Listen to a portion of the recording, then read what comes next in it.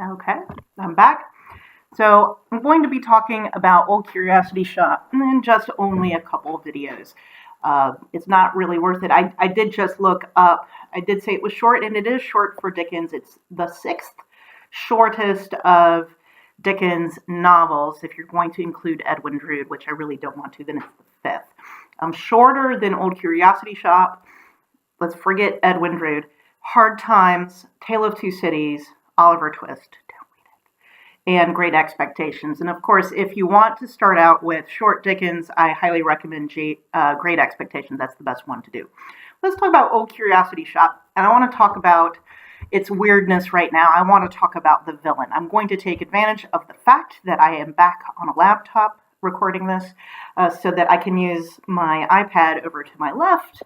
I have all my stuff. Ready to go. So Quilp is the villain, Daniel Quilp. He has a full name.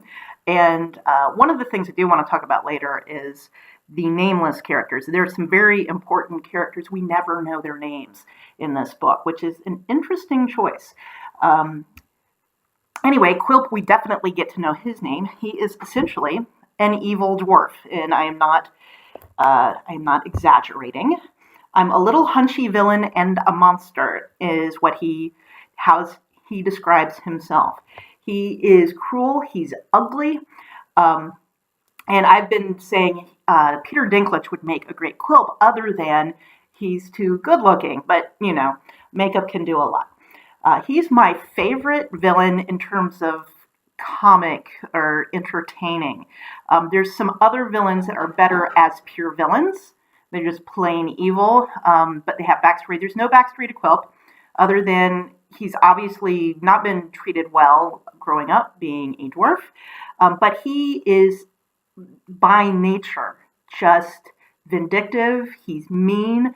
And what's interesting is he's really not strong at all. Most of his torture, as it were, is all psychological, which is interesting. The part that you really get to know what Quilp is like is he's been out over at the Old Curiosity Shop or whatever. So that's where Nell and her grandfather live. And he's been there for a while. And while he's out, his wife, so he is married to someone who's very good looking. So that's, there's a thing there.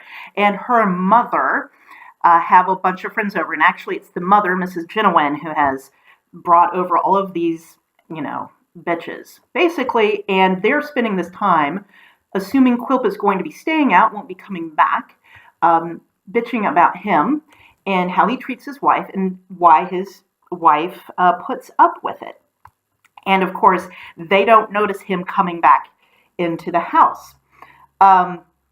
So, they keep going on this, and they say, "Oh yeah, and if I was Mrs. Quilp, I'd be doing this." And she's sitting right there. And what's kind of interesting is what she has to say, Mrs. Quilp. She's a young lady who is pretty. Her mother convinced her to marry Mr. Quilp, partly because he's rich, and he is rich. And Mrs. Genowin had found out this is not exactly the bargain she wanted. So Mrs. Quilp says, "It's all very fine to talk, to push back at the women, but I know if I was to die tomorrow, Quilp could marry anybody he pleased. Now that he could, I know."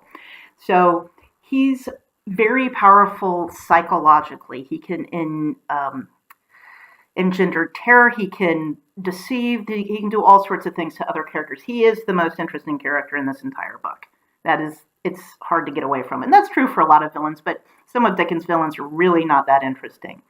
So, of course, they're all, the noise was at its height, and half the company, and that was Stuart. He does exist, so he's not just a fiction. Half the company had elevated their voices into a perfect shriek in order to drown the voices of the other half. So this is in response to what Mrs. Quilp has said. And Mrs. Quilp's like, I'm telling you, this is the truth, and you guys are full of it. And Mrs. Genowin was seen to change color and shake her forefinger stealthily, as if exhorting them to silence. So Mrs. Genowin has noticed that Mr. Quilp is in the room. And they all quiet down. "Go on, ladies, go on," said Daniel. "Mrs. Quilp, pray ask the ladies to stop to supper. Have a couple of lobsters and something light and palatable. And then his wife's like, I didn't ask them to tea, Quilp. It was quite an accident. Well, it wasn't exactly an accident, but he knows. So much the better, Mrs. Quilp. These accidental parties are always the pleasantest, said the dwarf, rubbing his hands so hard that he seemed to be engaged in manufacturing of the dirt with which they were encrusted. Little charges for pop guns. What? Not going, ladies? You're not going, surely. So let's go on, and so then there's a back and forth with regards to Quilp, Mrs. Genuine, and he uh, hurries her off. Okay, and basically has her go to bed. Yeah, he gets in some really, and the reason Quilp is so much fun is he gets in all sorts of digs. Mrs. Genuine was talking about her husband. She's a widow. He was a blessed creature. Quilp, worth 20,000 of some people, 20,000,000,000. I should like to have known him, remarked the dwarf. And notice they keep referring to, they don't say Quilp, they usually refer to him as the dwarf. And I mean, Dickens refers to him.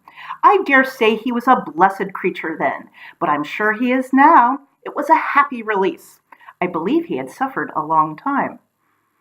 Anyway, lady gave a gasp, and he gets in his barbs at everybody. And like, you look ill, you should go to bed. And she basically makes him go to bed. Then he looks at his wife. Mrs. Quilp, he said at last. Yes, Quilp. Notice she doesn't say Mr. Quilp, Daniel, or anything like that. She always calls him Quilp. Yes, Quilp, she replied meekly. Instead of pursuing the theme he had in his mind, Quilp folded his arms again and looked at her more sternly than before, while she averted her eyes and kept them on the ground. Mrs. Quilp. Yes, Quilp. If ever you listen to these beldames again, I'll bite you.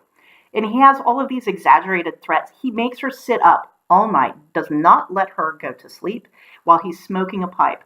And in the morning, Mrs. Genuine flounces back into the room, assuming that Quilp is asleep.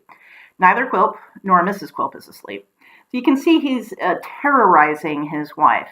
And he terrorizes Little Nell and some other characters. And then other characters think he's their friend, which, of course, is one of...